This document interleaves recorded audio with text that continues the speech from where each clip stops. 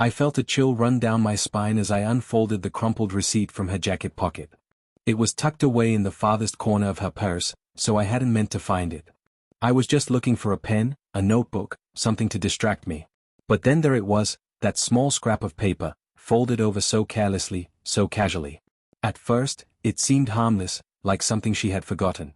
But when I unfolded it and saw the plain ticket details printed there in black and white, my pulse quickened. The last names on the tickets were not mine.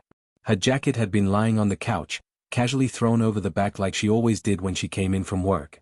I had meant to ask her about the trip she'd mentioned a few days ago. She'd said she was going to visit an old friend, someone from college, but the receipt in my hand told a different story. 2 plain tickets. 2 last names. Not one of them was mine. I felt like the room had just started spinning, and I clutched the receipt in my hand, trying to steady my breath. For a moment, everything around me blurred, like I was underwater, listening to muffled sounds while my brain screamed for clarity. I wasn't sure how long I stood there before I felt the sound of footsteps behind me. Her voice, soft and filled with surprise, broke through the haze in my head. "Hey, what are you doing with my jacket?" I froze. My heart started pounding in my chest, and I felt a surge of heat rise to my face. My hand gripped the receipt tighter. My body instinctively turned toward her, but I couldn't move fast enough to hide it. I just stood there, holding the piece of paper like it was a confession, like it was a crime I'd committed without even knowing it. I was just. My words faltered as I tried to make sense of the chaos building inside me. I looked at her face, and for the first time in months, I saw a flicker of something different in her eyes. Was it guilt? Fear? Or was I just imagining things? She stepped closer, her gaze flicking down to the receipt in my hand. A brief flash of recognition passed over her face, too quick to catch, too brief to decipher. Then it was gone, replaced by that familiar, practiced smile, the one she'd been using for weeks now, whenever she thought she could get away with it. "I didn't think you'd go through my stuff," she said, a small laugh escaping her lips. "You know how I am about keeping everything organized." Her voice was light, casual, but it didn't reach her eyes. I couldn't speak. All I could do was stare at her, trying to make sense of the turmoil inside me. The words I needed to say stuck in my throat, like they were frozen, refusing to come out. This was the woman I'd been with for 6 years. The woman I thought I knew. The woman who had looked at me every day, promised me things, told me everything was fine. But now, I was holding a crumpled receipt in my hand that seemed to unravel everything she'd ever told me. "I didn't know you were planning a trip," I finally managed to say. My voice was a whisper, barely audible. My hands were shaking. "And I didn't know you had tickets for 2 people. Different last names." Her eyes flicked to the paper in my hand, then quickly back to mine. She opened her mouth, then closed it again, as though she was searching for something to say. But nothing came out. It was the kind of silence that spoke louder than any words ever could. "I told you I was going to visit Karen, right?" She began to walk toward the kitchen, her movements hurried, too quick. She was trying to get away from the confrontation before it fully settled. "It's just been a crazy week. I was rushing, and you know how it is. I must have bought the tickets wrong. Maybe it's a mistake. Just a mix-up." I wanted to believe her. I wanted to believe that everything was fine. That it was just some silly mistake, a misunderstanding. But deep down, I knew it wasn't. "No," I said, my voice firm now, cutting through the fog. I stepped forward, holding the receipt out toward her. "These are 2 tickets. Not 1. And not for the same person. So, tell me the truth." For the first time, I saw her hesitate. It was like a brief flicker of vulnerability passed through her eyes before she quickly masked it. I could see her mind working, calculating, trying to figure out how much to reveal, how much to hide. "I don't know what you think you saw, but it's not what you think," she said, her voice softer now. "I've been planning this for a while. I've been dealing with a lot of things, and I didn't want to tell you because I didn't want you to worry." Her words were carefully constructed, too perfect, too rehearsed. I felt something sharp pierce through my chest, a cold realization that I was no longer hearing the truth, but a version of the truth she had crafted for herself. The silence between us thickened. I stood there, watching her, feeling the weight of the receipt in my hand, as if it was something more than just paper, something that represented the unraveling of everything I thought I knew. And then, she spoke again. "It's not what you think. I swear." Her voice trembled slightly now, but she was trying to regain control. She wanted me to believe her. But there was no convincing me anymore. The truth had already revealed itself, and I could no longer ignore what was staring me in the face. I stared at her for a long moment, my heart pounding in my chest. Then what is it, Sarah? What's going on? Her lips parted as if she was about to speak, but no words came out. Her eyes lowered, unable to meet mine, and I saw something there, something that felt like shame, like regret. But was it real, or was it just a mask she had worn for too long? Tell me, I said, my voice barely a whisper now. Tell me the truth. And then, as if everything had been building to this one moment, she opened her mouth. But instead of words, a heavy silence filled the room. A silence that seemed to stretch on forever, suffocating me. For the first time, I felt completely alone with the truth that had been lurking in the shadows all along. The weight of the silence was unbearable, thick and suffocating, like 1,000 unspoken words pressing against my chest. I could feel the heat rising in my cheeks, a mix of frustration and confusion swirling in my gut.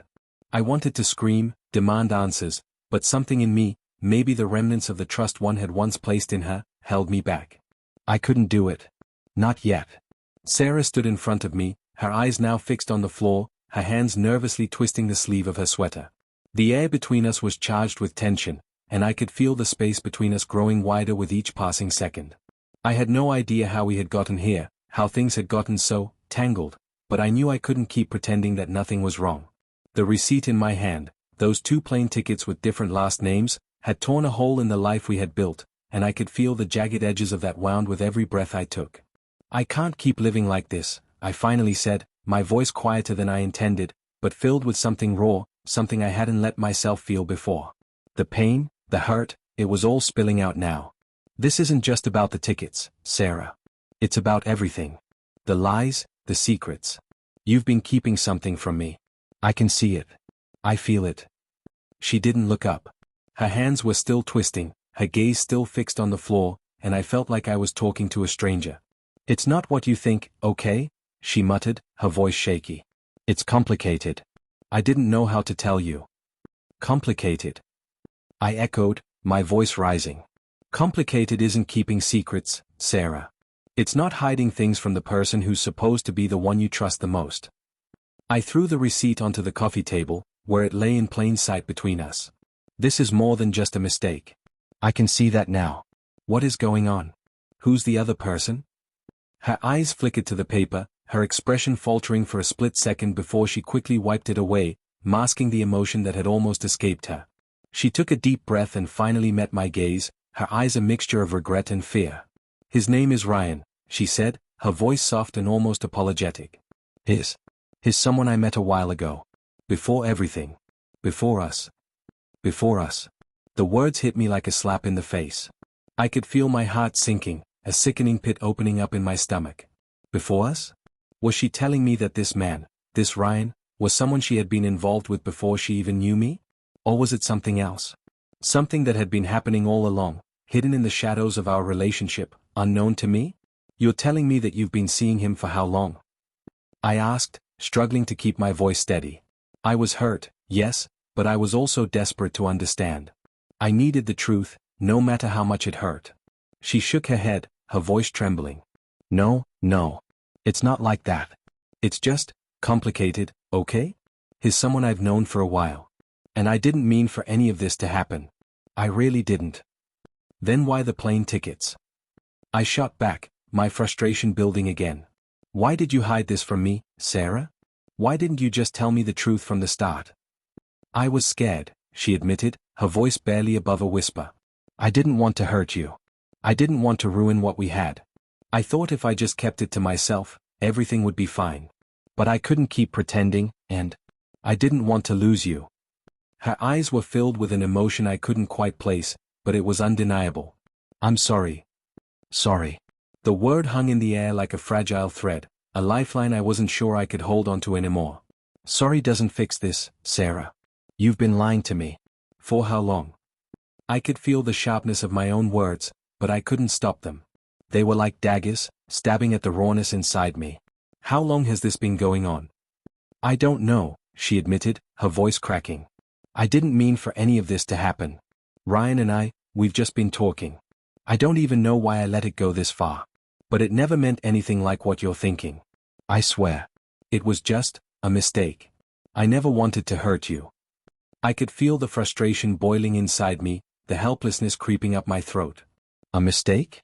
A mistake. I repeated. What exactly do you think I'm supposed to do with that? You've been lying to me, Sarah. And now you expect me to just believe that it's a mistake. She wiped her eyes, clearly overwhelmed, but the tears weren't for me, they were for herself. I don't know what to say anymore. I didn't know how to fix it. I didn't know how to make it stop. And now I've ruined everything. Her words felt like daggers, but I wasn't sure anymore if I could feel the pain or if I was just numb from it all. I stared at her, the woman I had once trusted with everything. The woman I thought was mine. Now, I didn't know who she was anymore. I don't know what to do with this, Sarah, I said quietly, my voice hoarse. I thought you were the one. I thought I knew you. But now, I don't know who you are, or what this has been. For a long moment, neither of us said anything. The only sound in the room was the quiet hum of the refrigerator in the kitchen, a reminder of how normal things had been before the truth broke in like a wrecking ball. I didn't know how long we stood there, silently facing each other, but it felt like a lifetime. I think you should go, I finally said, the words tasting bitter in my mouth. I need time. To think. To figure out what the hell this is. What we are. Her eyes widened in shock, and for the first time, I saw the tears begin to fall. Please, don't do this. Please don't. Just go, I said, my voice breaking. I didn't know what else to say. The words were the only thing I had left, my last plea for some distance from the wreckage. She hesitated, then turned away, and I watched her walk out the door. The quiet slam of it closing behind her was the loudest sound I had ever heard. And suddenly, I was alone with the truth. I watched her, waiting. My heartbeat was a deafening drum in my ears, but the silence between us was worse than any noise. Her gaze flickered to the receipt in my hand, and then back to me. I could see her throat work as if she were trying to swallow something she didn't want to say. There was a struggle in her eyes, a conflict between what she knew I needed to hear and what she was afraid to admit. For a moment, I thought she might try to laugh it off, make an excuse, but the tension in the air was too thick for any kind of deflection. There was nowhere left to hide. I didn't want you to find out like this, she said quietly, her voice trembling just slightly. I didn't want to hurt you. I let the words settle in my mind, like shards of glass. She didn't want me to find out like this. She didn't want to hurt me. It was a strange kind of apology, one that made my skin prickle with unease. She had been hiding something big. And I'd just uncovered it in the most casual way possible, digging through her purse for something as insignificant as a pen. Then what is it, Sarah? I asked again, my voice cracking despite my best efforts to keep it steady. What's going on? She swallowed hard, and for a moment, I thought she wasn't going to answer. But then, as if she had no other choice, the words started to spill out. I've been seeing someone else, she said, her voice barely above a whisper. It's not what you think. I never meant for it to happen, and I never wanted to hurt you. I felt the breath leave my body, like someone had punched the air out of my lungs. The weight of her words hit me harder than anything I had ever imagined. I had known something was off for weeks, maybe even longer. But hearing it from her, was like a knife to the chest. You've been seeing someone else? I repeated, the words tasting bitter on my tongue. I couldn't believe what I was hearing, but the receipt in my hand told me everything. 2 plane tickets. 2 different names. It was all starting to make sense, but the reality of it was still too much to absorb. She nodded, her eyes brimming with something I couldn't name, guilt, sorrow, shame. She stepped back slightly, as if trying to put distance between us, but I couldn't look away from her face. The woman I thought I knew, the woman I loved, had been hiding this from me. I didn't want to tell you, she continued, her voice shaking. I didn't want to lose you, but I couldn't keep living this lie. I was too scared to hurt you, and I thought if I kept it a secret, maybe it would go away, or maybe I could make it work. But I can't. I've been seeing someone else for almost a year now. My mind was reeling. A year. A whole year. How had I not seen it? How had I not noticed? We lived together. We shared everything. Or at least, I thought we did. I felt the anger start to bubble up, hot and unrelenting. But before I could say anything, she spoke again. I didn't want it to go this far, she said, looking down at the floor, her hands trembling at her sides. I never meant to fall in love with him. But I did. And I couldn't stop it.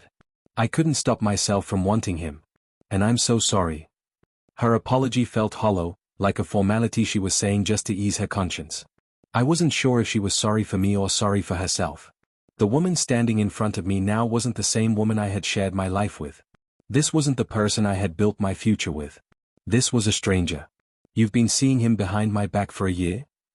I said, my voice low, a tremor of disbelief in every word. For a year? And you couldn't even tell me? You couldn't even be honest. I never wanted to hurt you, she repeated, shaking her head. I never meant for any of this to happen. But it did. And I'm sorry. I couldn't take it anymore. The apology, the excuses, it wasn't enough. The hurt was too deep. It wasn't just the betrayal of her actions, but the betrayal of trust. We had built a life together, a life I thought was solid. And now, everything was crashing down in front of me. You don't get it, I said, shaking my head. This isn't just about the affair. It's about everything. The lies. The secrecy. The years I spent thinking I knew you, thinking we were happy, when you were doing this behind my back. She looked at me, her face crumpling with guilt. I know. And I'm so sorry. I never meant for it to get this far. I never meant to hurt you. I stood there, the receipt still clutched in my hand, the weight of it growing heavier with every second that passed. Her words were just noise now, meaningless and empty. All I could feel was the raw ache in my chest, the sensation of everything I thought I knew slipping through my fingers. I don't know who you are anymore, I said, my voice barely audible, my throat tight with emotion. I don't know what to believe. I'm still the person you knew, she said, stepping forward, reaching for me. But I stepped back, instinctively pulling away. No, I said sharply. You're not. You're not the person I thought you were. The words felt final, like the last nail in the coffin of whatever relationship we had left. I had trusted her. I had loved her. And now, I didn't know who she was, or who I was in all of this. The silence in the room felt suffocating. We stood there, the distance between us growing with every passing moment, as the weight of the truth hung heavy in the air. I didn't know what to do next, what to say, or even how to feel. All I knew was that everything had changed in an instant, and I wasn't sure how to pick up the pieces. And then, in a voice barely above a whisper, she said the words that would change everything. I don't want to lose you, she said, her eyes filled with desperation. Please, don't walk away. But I wasn't sure if I could stay. I wasn't sure if I could ever look at her the same way again. And that's when I knew, nothing would ever be the same again. I could hear the sound of my breath, shallow, unsteady, as I took a step back. The words that she had just said hung in the air, thick and suffocating. Please, don't walk away. The desperation in her voice cut through me, but it wasn't enough to tear down the wall that had gone up between us. The trust, once so solid and sure, was now shattered, like pieces of glass scattered all over the floor. And no matter how much I wanted to pick those pieces up, to try to rebuild what we once had, I didn't know where to start. Don't walk away? I repeated her words, the bitterness in my voice barely contained. I couldn't even recognize myself anymore, let alone the relationship I thought we had. How do you expect me to stay, Sarah? After everything? After you've been seeing someone else for an entire year, lying to me, hiding it from me? How could I ever stay? She flinched at my words, as though each one was a slap to her face, but I couldn't stop. I had to let it out, to make sense of what had been happening behind my back. Did you ever think about how this would affect me? About how it would feel, finding out like this? My chest was tight, and my mind was spiraling, trying to make sense of the chaos. You've been living a double life, Sarah. And now you want me to believe that everything's going to be okay because you say you're sorry? I can't just pretend like nothing happened. I wasn't living a double life, she said, shaking her head, her voice pleading. I didn't want to hurt you. I never wanted any of this to happen. I wanted to scream. I wanted to tell her that she couldn't just sweep this under the rug, that she couldn't use the same tired excuse that she never meant for it to happen. But my anger was mixed with something else, something darker, more insidious. Hurt. I was hurt. And the pain was like a knot in my stomach, choking me from the inside out. Then how do you explain the plane tickets, Sarah? I held up the receipt again, the two names still staring back at us like a cruel joke. How do you explain this? What were you planning? Was I supposed to believe that this was all just an innocent mistake? Her face paled, and I saw her mouth open and close several times, like she was searching for the right words. But there were no words left, not ones that could fix this, not ones that could take back what had been done. I didn't want to go, okay? She finally said, her voice cracking. I never wanted to leave. But Ryan, he's been a part of my life for so long. And when things started to fall apart between us, I didn't know how to fix it. I was scared, and I thought that maybe, just maybe, I could be with him and it wouldn't hurt you. I almost laughed. If it wasn't so tragic, I might have. You thought you could be with him and it wouldn't hurt me? You thought I wouldn't find out? You thought you could just erase me like I was nothing?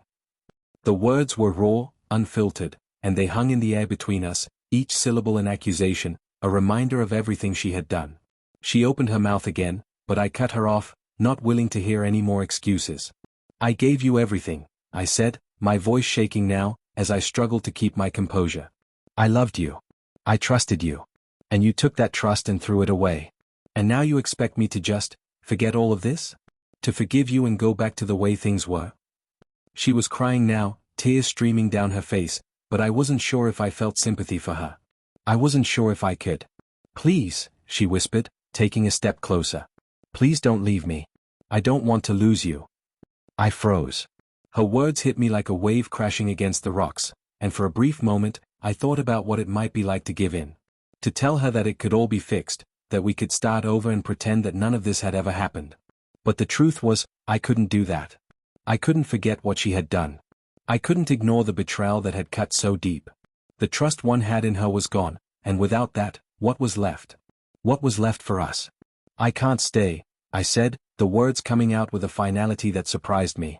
I felt like I was watching myself from the outside, as though the decision had already been made for me, and I was simply following through. I don't think I can ever trust you again. Not after this. Not after everything you've done.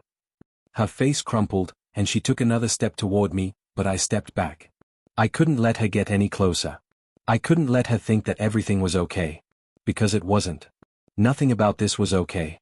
Please, she begged, her voice breaking. Don't leave me like this. Please don't walk away. But I was already walking. The door was right in front of me, and I didn't stop. I couldn't stop. With every step I took, I felt the weight of everything I was leaving behind. Our life together, the plans we had made, but I knew, deep down, that I couldn't keep living in this lie. As I reached for the door, I heard her call my name one last time, but I didn't turn around. I couldn't. If I did, I was afraid I'd give in, afraid that I'd let her back into my life when everything inside me was telling me to run as far away from her as possible. I opened the door and stepped out into the cold night, the chill biting at my skin. But it wasn't the cold that made me shiver. It was the emptiness. The absence of something I had once thought was everything. And as I walked away, I couldn't help but feel like I was leaving a part of myself behind. But maybe, just maybe, I could find myself again. The streets were quieter than usual as I walked, the steady rhythm of my footsteps echoing in the empty night. My mind was a whirlwind, chaotic and fragmented, as I tried to process everything that had happened. The image of Sarah's tear-streaked face, the desperate plea in her voice, kept playing over and over in my mind. I had left her, walked away from everything we built together, and yet it felt like a part of me was still stuck back there. But there was something else. Something deeper that I couldn't ignore. The ache in my chest wasn't just about the betrayal. It wasn't just about Sarah's lies or her affair. It was about me, about how I had let myself get so lost in her, in us, that I hadn't seen the cracks forming beneath the surface. How had I missed it? How had I ignored the signs? I stopped at the edge of the street, just under a flickering street light, and let the cool air hit my face. It didn't make the hurt go away, but it gave me a moment to breathe, a moment to think without her there, without her pleading for me to stay. I didn't know where I was going, or what I was supposed to do next. I could feel the pull of my phone in my pocket, the urge to check if she had called, to see if she had left a message, but I knew I couldn't do that. I couldn't go back. Not this time. I hadn't even realized how far I had walked until I found myself standing outside my apartment building. My apartment. The place we had shared for 2 years, 2 years that suddenly felt like a lifetime ago. The front door was still locked, still closed, but it felt like an entirely different space now. The walls that once held our laughter, our love, now felt foreign to me. Empty. The thought of stepping inside made me sick to my stomach. I knew that going back in would mean facing the reality of what I had just left behind. I wasn't sure I was ready for that. I wasn't sure I would ever be ready for that. Instead, I sat down on the steps outside the building, my phone still sitting in my hand. The screen lit up with a notification. A text from Sarah. I'm sorry. I can't live with myself. I never wanted to hurt you. I stared at the message, my fingers hovering over the keyboard, but no words came. There was nothing left to say. No apology she could offer, no excuse she could give, would undo what had been done. I wanted to be angry. I wanted to hate her. But more than that, I wanted to understand why. Why had she done it? Why had she betrayed me? I ran through everything in my mind, the late nights at work, the distance between us, the changes in her that I hadn't seen because I was too focused on the us that we had built. I had been blind to the cracks, and now I was paying the price. It wasn't just her fault, though. I had been complicit in this too. I had let the distance grow, had let the small things slide. I had taken her for granted, assuming that everything would stay the same without any effort on my part. I hadn't been the partner she needed me to be. The realization hit me harder than any betrayal ever could. I had failed her in my own way, and now I was left picking up the pieces of something that was never going to be whole again. I typed out a response. A short one. Goodbye, Sarah. I hit send, and the message disappeared into the ether, leaving me feeling strangely numb. I stared at the screen, waiting for some kind of reaction, some kind of shift in the world that would tell me this was the right choice. But there was nothing. Just the silence. And as I sat there, the cold creeping into my bones, I realized that silence was all I would have left. Days passed, and the weight of it all didn't let up. The breakup, the betrayal, the feelings of abandonment, it was like a constant buzz in the back of my head. I couldn't escape it. The apartment felt even more foreign now, like a place I didn't belong. Every corner, every object, seemed like a reminder of everything I had lost. But somehow, in the midst of the pain, I started to feel something else, something I hadn't felt in a long time. Peace. It wasn't instant, and it certainly wasn't easy, but as the days turned into weeks, I began to realize that maybe walking away had been the only way to move forward. I still thought about Sarah, still wondered how she was doing. Still wondered if she was regretting it, or if she was out there living her life with Ryan, happy and carefree, while I was left to pick up the pieces of mine. But at some point, I had to stop caring. I had to stop wondering if she was okay and start focusing on me. There were moments when the sadness would hit, when the loneliness would crawl up my spine, but I learned to sit with it. To let it wash over me and pass, instead of fighting it. I couldn't fix the past, but I could control how I moved forward. And that was something I had to remember. In the weeks that followed, I found myself slowly picking up the pieces of my life. I reconnected with old friends, took up hobbies I had abandoned, and spent time focusing on the things that made me happy. It wasn't perfect, and I wasn't whole again, but I was learning. I was learning how to be okay on my own. And one night, after months of not speaking to Sarah, I heard from her again. "Can we talk?" her message read. I stared at the screen for a long time, my thumb hovering over the reply button. Part of me wanted to reach out, to hear her side of the story. But another part of me knew better. I had already given her more chances than I had ever given myself. I didn't respond. I didn't need to. I had learned, in the end, that sometimes the hardest thing to do is to let go. But it was also the most important. And now, for the first time in months, I was finally free. Maybe that was the hardest lesson of all.